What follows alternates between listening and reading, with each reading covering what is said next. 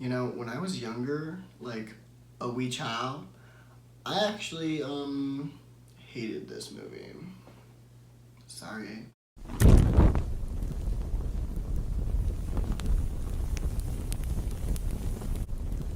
Hello everyone, welcome to my channel, or welcome back to my channel. I am Tyler, and today we are going to be talking about one of the greatest 80s slasher films ever made, and that is Friday the 13th, the final chapter. You already clicked on the video, you know the name, everything is great. So, I am going to just get right into it, because this is a fantastic movie. This movie is directed by Joseph Zito, and we have the score done by Harry Manfredini, of course. I can't believe I almost forgot his name. And then, of course, we also have Tom Savini returning for the special effects. And then we have a cast, which is led by Corey Feldman. Even Crispin Glover's in this movie. God, I'm horny. And Ted White. Ted White, oh my god. We'll talk about him later. First, I'm gonna get out of the way the score. Harry Manfredini's score. As always, it is classic. It's amazing. I feel like this one in Friday the 13th, the final chapter, I feel like it's a little more intense. It's a little darker, which I feel like the movie as a whole has a darker tone and atmosphere, and it's a little more serious than the previous three.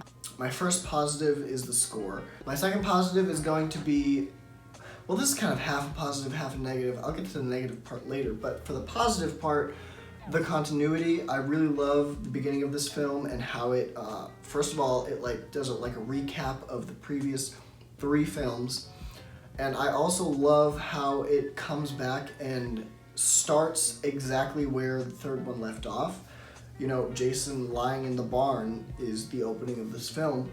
And I really enjoy that. I really love when films do that and they continue the story. It's just wonderful. My next positive is going to be the cast. This is probably my favorite cast so far out of the previous three. You know, out of the first four, the original Jason story, this is my favorite cast.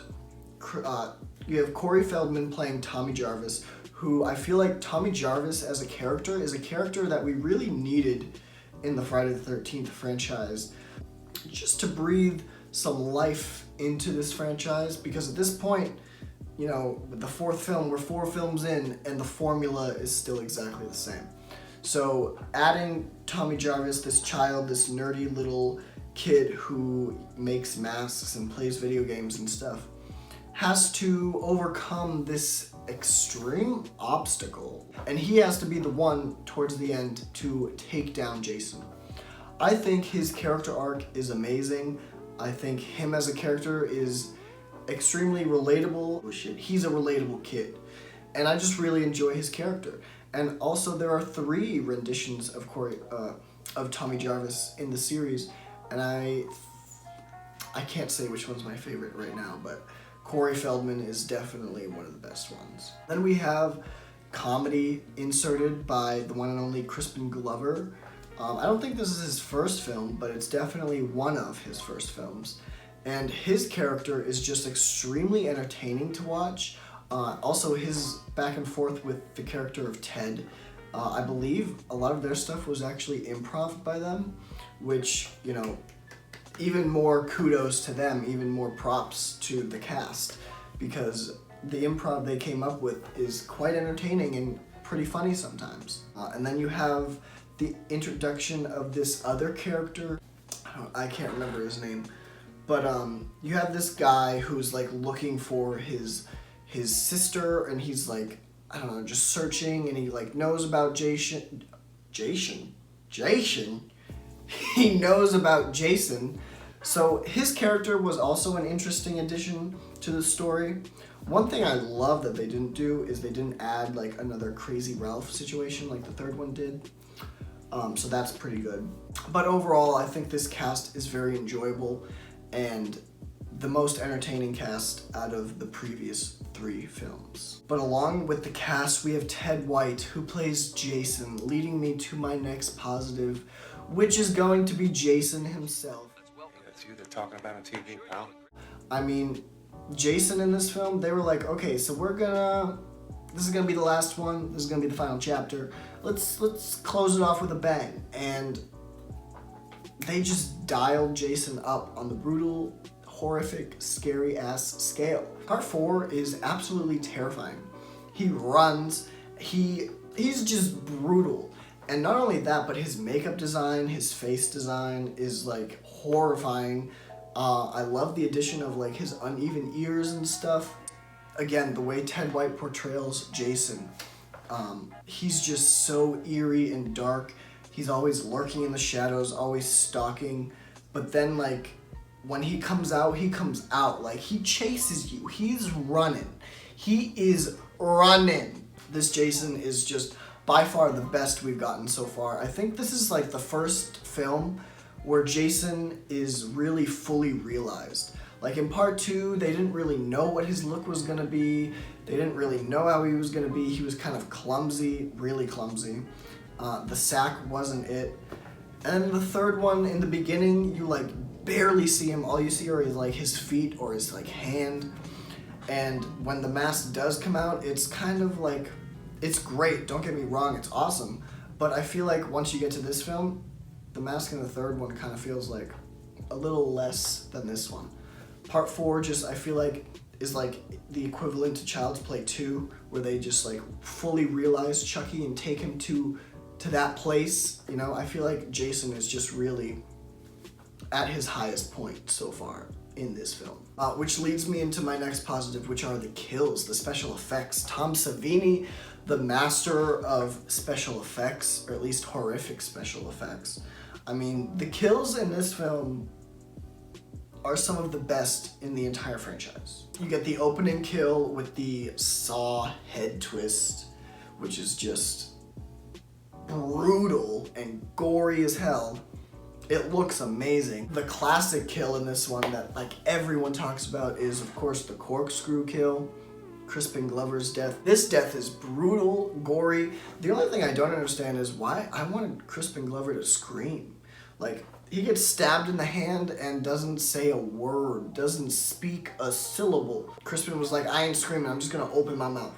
I'm just gonna open it. But it works, it's fine. It's gory, it's great, it's brutal. And then when you get Crispin like nailed to the doorway and then Jason just comes and like tears him off and you get a close-up of the nail like ripping through his hand. The special effects in this film are just on Tom Savini's like top level master chef. Okay. And another kill in this film that I also really enjoy, I feel like, is when the hitchhiker, God forbid, I cannot remember his name, whatever, he's in the basement towards the end and he's getting like hacked by like this gardening tool and he's just yelling, he's killing me. Like, I don't know why, but I feel like that scene and with him screaming like he's killing me, just like the fact that he's like realizing like, oh my God, I'm being murdered right now. It's like funny, but also like really effective. Like personally for me, I was like, damn, like that is some creepy shit. That's some dark shit right there. It gives me shivers, you know? And then we get to the final kill of the movie, which is of course the best kill in the movie. Jason's death. Hello. Jason's death in this movie is perfection. And honestly, I wish it was extended. Like the uncut footage of Jason's death is amazing. The practical effects that we get to see in the film for Jason getting his head just like whacked off like Hannibal Lecter style, almost. Just brutal. It's just so brutal and dark and everything I'm looking for in a Friday the 13th film. His death is just amazing. And then you see his hands twitch and Corey Feldman's like, no bitch, not today, Satan, not today. And just goes ham on Jason's back. Like, read our minds. Whack him until he is no more. Whack him until he's just like a pile of nothing. And I'm very happy that this film also doesn't have that like trick ending any trick endings or any final scares. It just ends, and I love that. Going on to negatives, I really have very few cons for this film. I feel like I have to have a negative. I have to have something, because this film's not perfect. Let's be real, it's not perfect. Aside from, a few, iffy shots or whatever, I'm not gonna get nitpicky. What I was talking about earlier with the continuity, the negative half of the continuity is this hitchhiker character. He comes in and he's like, oh, I've been searching for my long-lost sister who has been brutally murdered by this Jason guy. Have you seen him? But then when you realize that the past, Friday the 13th Part 2, 3, and 4 all happened within the same weekend, like, when did your sister die? I'm sorry, what? When? Are you sure about that? Are you sure about that? Are you sure about that? Who's your sister? Like, is Alice your sister? Who's your sister? That's another thing. We never find out who his sister is. I think there's the assumption that his sister is the girl from Part 2. Oh, come on, you chicken shit. Who has a interest or obsession with camp blood. I feel like there's an assumption out there that, like, she is his sister, but there's really no clarification on who his sister is, when she died, how he knows it was Jason. There's no clarification. He's just there, and that's it. We have to just accept it. My next con is going to be, this is a little nitpicky for me, but not the cinematography, I guess it could be the cinematography, but like the way it's shot, or the way some scenes are framed, I feel like it's just slightly boring. Like, for example, think of Sam Raimi. Think of The Evil Dead. Like, the way those movies are edited or shot or whatever, that's so interesting, that is unique. But there's nothing unique in this film about the way it's shot or framed or anything whatsoever in any scene. It's very basic that way. I just wanted more interesting visuals. Don't get me wrong, this movie has some incredible images and just overall fantastic visuals, but I just thought they could have got a little more, fun with it, because at this point we're at Part 4, it's a little done to death. It's a little boring at this point. Like, if you're marathoning these movies, by 4 you're like, okay, let's move on. Which brings me to my next and final negative, which is going to be the Friday the 13th formula. It's not really working. Like, for the first 2 movies, it was great. The third one, they switched it up a little bit. The fourth one, they brought it back, but I don't think we need it. Also, it's not a summer camp. It's just like vacation homes that are on the same lake. Tommy Jarvis is the first child we get in one of these movies, even though they take place at a summer camp. You watch Sleepaway Camp, and this, my friends, this is a real horror camping movie, okay? A summer camp movie. But Friday the 13th never has freaking children, except for one movie. So the basic Friday the 13th formula, teenagers go to a lake just so Jason can kill them. It's a little stale at this point. We need more flavor. We need something different. Switch it up, Come on, Friday the 13th. Luckily, they do in future films, like the next one we'll get into. But yeah, those are my thoughts on Part 4, Friday the 13th, the final chapter. It is one of the greatest slasher films from the 80s. It's just really well done. It's horrific, it's dark, it's brutal. It is Jason to his fullest potential from the 80s, pretty much.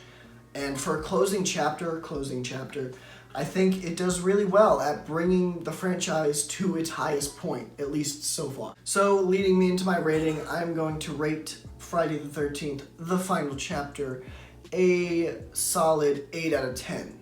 I think it is a really well done movie, but like almost every movie, there's definitely room for improvement. So I think a solid 8 out of 10 is perfect for this film. And don't forget to leave your rating down below. Leave me your thoughts. Is this your favorite? I mean, if you're unlike everyone else and this isn't your favorite, please tell me why. Let me know where it is in your ranking. like, just share your thoughts, guys. Let's be friends. Come on. Anyways, that's it. Thank you for watching. Making sure I can't talk today. Make sure you subscribe, like, comment, everything. Interact with me, people. Come on, let's be friends. Anyway, see ya.